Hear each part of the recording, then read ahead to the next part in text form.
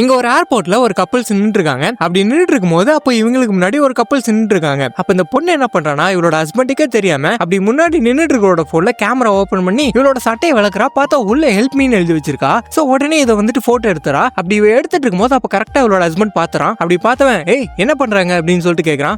ஒண்ணு இல்லைங்க அப்படின்னு சொல்லிட்டு இவ சொல்ல எதுக்கு சட்டையோட பட்டன் எல்லாம் அவுத்து வச்சிருக்க போடு அப்படின்னு சொல்லிட்டு இவளை பிடிச்சி தரன்னு எழுதிட்டு போயிடான். என்னன்னு பார்த்தா இவன் சரியான சைக்கோ வாட்டுக்குது. இந்த பொண்ணை போட்டு கொடுமைப்படுத்திட்டு இருக்கான்.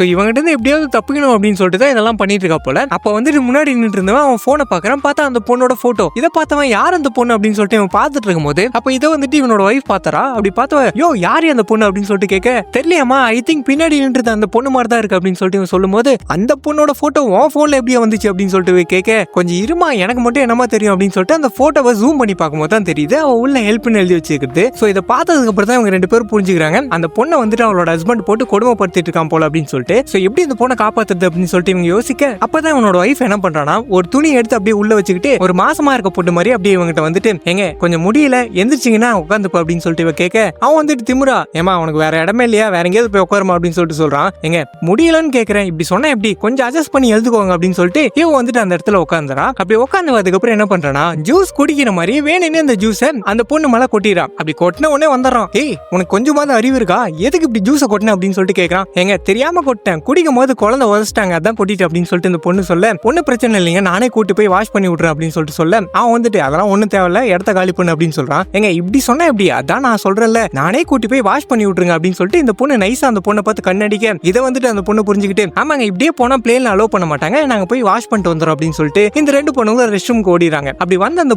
பொண்ணோட ஷர்ட்டை கழட்டி பார்த்தா உள்ள ஃபுல்லா அடிப்பட்ட தழும்பா இருக்கு. இதை பார்த்து இந்த பொண்ணுக்கு ஒரு மாதிரி ஆயிடுச்சு. ஏமா உன் ஹஸ்பண்ட் இதை பண்ணது அப்படின்னு சொல்லிட்டு கேட்டா அந்த பொண்ணு அழ ஆரம்பிச்சா. ஏமா இப்படி போட்டு உன்னை கொடுமைப்படுத்தி இருக்கானமா போலீஸ்ட போலாம்ல அப்படின்னு சொல்லிட்டு கேட்க நானே எவ்வளவு ட்ரை பண்ணிட்டேங்க ஒரு சான்ஸ் கூட கொடுக்க மாட்டேன் அப்படின்னு சொல்லிட்டு அவ அழ ஆரம்பிச்சா. சரி ஓகே விடுமா நான் இருக்குமா நான் பாத்துக்கிறேன் விடுமா அப்படின்னு சொல்லிட்டு இவ சொல்லிட்டு இருக்கும்போது அப்ப வெளியே அந்த ஹஸ்பண்ட் வந்துட்டு வேகமா ஒய்ஃப் தட்டி வரான். அப்படி வரும்போது கரெக்டா இந்த பொண்ணோட ஹஸ்பண்ட் போயிட்டு எங்க இது லேடிஸ் பாத்ரூம்ங்க உள்ள எல்லாம் போக கூடாது அப்படின்னு சொல்லிட்டு இவன் முன்னாடி நிக்க ஏய் தெரியாம உள்ள வந்துட்டு இருக்கேன் கொஞ்சம் நவுரியா அப்படின்னு சொல்லிட்டு இவன் சொல்லும் போது இங்க பாரு நீ உள்ள போன அப்படின்னா நான் போலீஸ்ட சொல்லிடுவேன் அப்படின்னு சொல்லிட்டு இவன் போன் எடுக்க ஓ நீ போலீஸ்ட சொல்லிருவியா முதல்ல போன் இருந்தா தானே போலீஸ்ட சொல்லுவோம் அப்படின்னு சொல்லிட்டு அந்த போனை பிடிங்க உடச்சு போடுறான். அப்படி உடச்சு போட்டு நேரா உள்ள வர இவன் சவுண்டை கேட்டு இவங்க ரெண்டு பேரும் என்ன பண்றாங்கன்னா அங்க இருக்க ரெஸ்ட் ரூம்ல ஒளிஞ்சுக்கிறாங்க. அப்படி ஒளிஞ்சுக்கிட்டு அதுக்கப்புறம் என்ன பண்றாங்கன்னா இந்த பொண்ணோட ட்ரெஸ்ஸை வாங்கி அந்த பொண்ணு போட்டுக்கிட்டு அங்கிருந்து ஓட இதை வந்துட்டு ஹஸ்பண்ட் பார்த்துட்டு ஒய்ஃப் தான் ஓடுறா போல அப்படின்னு சொல்லிட்டு பின்னாடியே துரத்தி வந்து இந்த பொண்ணு எப்படியோ பிடிச்சிடறான்.